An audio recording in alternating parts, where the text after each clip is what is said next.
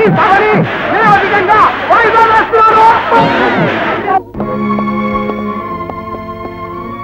Meeting లో ఏం జరిగిందిరా? హామీ పత్రం రాసిచ్చాను గనక జరిగిన దానికి నేనే బాధ్యుడని నన్ను సస్పెండ్ చేయించాడు చైర్మన్. అయితే నా ఊహ నిజమే అయిందనమాట. ఏటనే అది?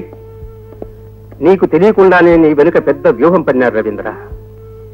మొన్న నేను నెంబర్ నోట్ చేసిన మున్సిపల్ కారు కూడా ఆ రోజు ఆ టైంలో నువ్వే వాడినట్టుగా లాక్ బుక్ లో రాశారు. ఆ తప్పుడు సంతకం చేసిన వాడెవడో కనుక్కుంటాను. వాడిని నువ్వు అరెస్ట్ చేసి జైల్లో తోసేస్తే అసలు నిజం బయటపడుతుంది. తొందరపడకు. సాక్ష్యాధారాలు సేకరిస్తే తప్ప మనం ఏం చేయడం. అందుకే మా డిపార్ట్మెంట్ చైర్మన్ మీద నిఘా వేయమని హెచ్చరించాను. అష్టదిగ్బంధనం చేసి పగడ్బందీగా కేసు ఫైల్ చేస్తే తప్ప వాడిని మనం ఏం చేయలేం. కమాన్. ఏమిటి? అవును సార్, మీ మీద నిఘా వేయమని పోలీసులు కూడా పెట్టారంట. ఇదెక్కడ కూడవండి బాబు? ఇంజనీర్ సస్పెండ్ అయ్యారు దాన్ని సంబరపడుతూ ఉంటే మన నెత్తిన శటకోపం తట్టడానికి కొత్తగా వాడు అన్నయ్య ఒకటి తయారయ్యేటండి. ఆ ఇంజనీర్ మన చేతుల్లో వాడు కనుక వాడు నోరు ముయించారు. వీడు పోలీస్ ఆఫీసరు, వీళ్ళు ఎలా ముయిస్తారు? వర్షాలు వస్తేనే నదులు పొంగుతాయి, అగ్నిపర్వతం బ్రద్దలైతేనే లావా ప్రవహిస్తుంది. సమయం వచ్చినప్పుడే వాడి నోరు మూతపడి తీరుతుంది.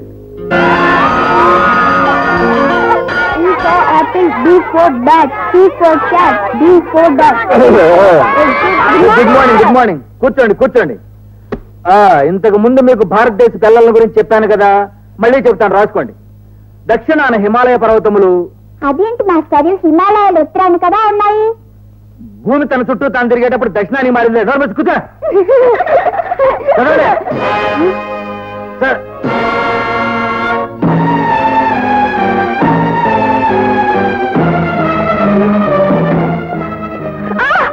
ఏంటి బాబు, ఏం జరిగింది?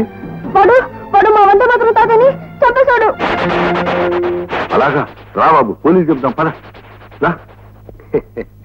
ఏమిటా లెక్కలు? హలో, ఏం సార్? మస్తాన్ని. ఎక్కడి నుంచి? మన స్కూల్ నుంచే సార్. ఆ రోజు గోడౌన్ దగ్గర మద్దతు జరిగినప్పుడు చూసిన కుర్రాడు నన్ను గుర్తుపెట్టాడు. వాడు ఇప్పుడు ఎక్కడ ఉన్నాడు? మన దగ్గరే ఉన్నాడు సార్. సరే, నువ్వు అక్కడే ఉండవు, నేను ఇప్పుడే వస్తున్నాను. చదువద్దు, 7 సంవత్సరాల నుంచి రోజుకు 10 రూపాయలు నా మాట విన్నావా నువ్వు?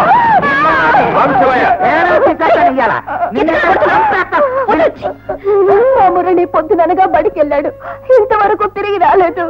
బడికి వెళ్ళాడని తెలిస్తే శివయ్య కొడతాడని భయపడి అక్కడే ఉండిపోయి ఉంటాడు. అలాగా? కంగారు పడ గంగమ్మ, స్కూల్ దగ్గరికి వెళ్ళి మురళిని మేము తీసుకొస్తాం. రా రజని. భయపడద్దు.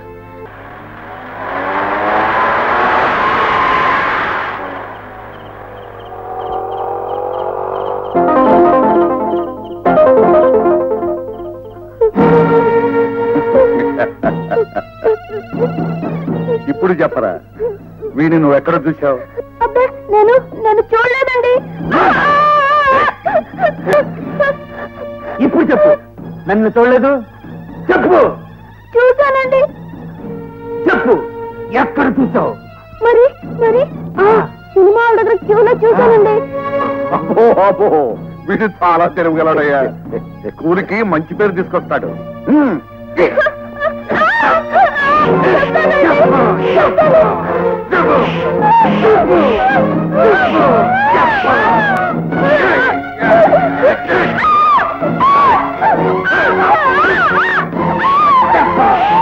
ఎప్పుడు చెప్పు, ఎక్కడ చూసావు నన్ను?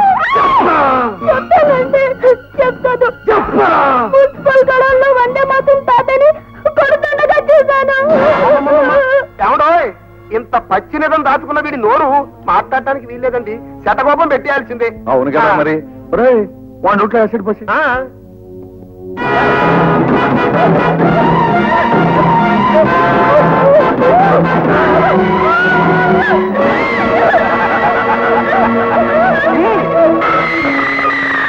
అయ్యా, నాకు అనుమానం, వీడు మాట్లాడలేకపోయినా చేత్తో రాసి చూపించచ్చుగా. అవునవును, ఆ ప్రమాదం కూడా ఉంది. వాడి చేతులు కూడా పని చేయకుండా చేసేస్తే మన బాధ్యత తీరిపోతుంది.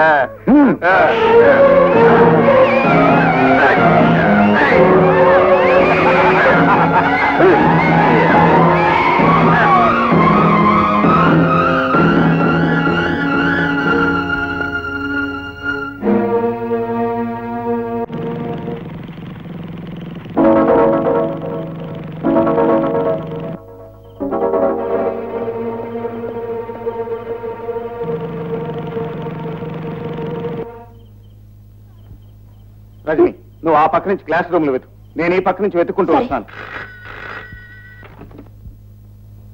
హలో, ఏమిటి? అవును సార్, స్కూల్లోకి వెళ్ళిన వాళ్ళు ఇంతవరకు తిరిగి రాలేదు. ఇప్పుడే మీ తమ్ముడు గారు రజనీ అనే అమ్మాయితో ఆ స్కూల్ కాంపౌండ్ లోకి వెళ్ళారు సార్.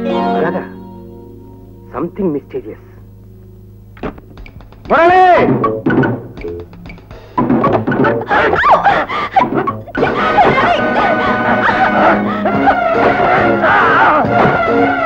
మురళి!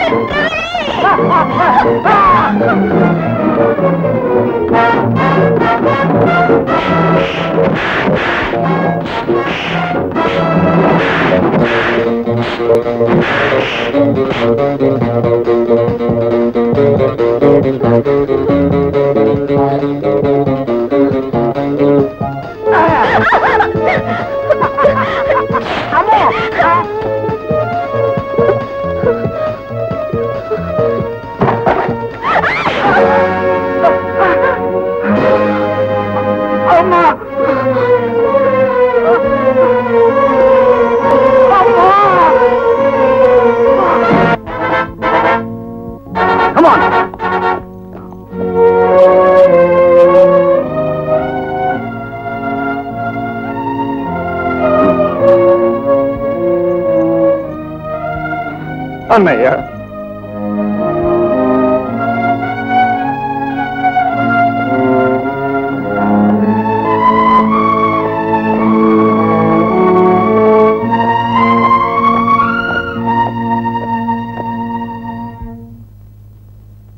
ఈ ఘోరం నేనే చేశాను, ఈ హత్య నేనే చేశాను. నన్ను వెంటనే ఉరి తీయించండి. నేను రక్తం కళ్ళు చూసిన రాక్షసిని, ప్రాణాలు తీసిన పాపాత్మురాల్ని. నా పాప నన్ను దగించి వేయక ముందే నన్ను ఉరి తీయించండి. నన్ను వెంటనే ఉరి తీయించండి. నన్ను వెంటనే ఉరి తీయించండి. చూడమ్మా రజని, నువ్వు న్యాయం కోసం కోర్టుకొచ్చావు.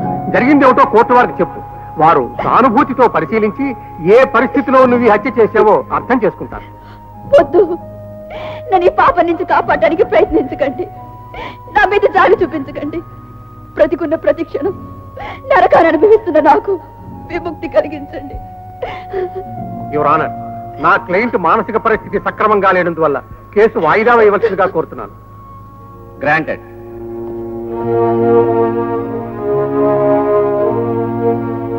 అమ్మా రజనమ్మ, నా బిడ్డను ఎత్తుకుంటూ వెళ్ళి నీ ప్రాణాల మీదకి తెచ్చుకున్నావా తల్లి? కట్టుకున్న దాన్ని మంచాన పడేశాడు, కన్న బిడ్డని దూరం చేశాడు. ఇప్పుడు నిన్ను కూడా మాకు దక్కనివ్వకుండా అన్యాయం చేస్తున్నాడమ్మా ఆ దేవుడు. నా బిడ్డ నీకు దూరం చేసింది దేవుడు కాదు శివయ్య, ఆ రాక్షసులు. అవును, వాళ్ళే మురళిని దాచేశారు. వాళ్ళని విడిచిపెట్టను. వేనకు